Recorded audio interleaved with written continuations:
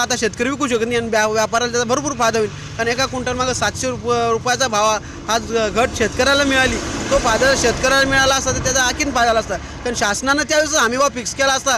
2200 असो या काही असो, तर शेतकऱ्यांनी ते मका त्या शासनाला दिली असती ना, आज 2200 रुपये भाव हा शेतकऱ्याला मिळाला असता. त्यामुळे शेतकरी थोडंफार समाधानी झाला असता. कारण शासन व्यापाऱ्याला पहिलं माल भरून देतं आणि नंतर भाव वाढ करतं. त्यासाठी शासनानं नियमितपदी जेव्हा माल निघत असन, दिवाळीच्या अगोदरच शेतात असतानाच मक्काचा हमीभाव असन, कापसाचा हमीभाव बांधून शेतकऱ्याला एक चांगल्या रीतीनं हे करायचं गरज आहे. कारण शेतकरी हा वाचला पाहिजे. यासाठी शेतकरी मायबाप जनता आहे, सरकार आहे. सरकारनं त्याचा पुरेपूर वापर केला पाहिजे अशी सर्व गावकऱ्याची, सगळ्या महाराष्ट्राच्या जनतेची मागणी आहे.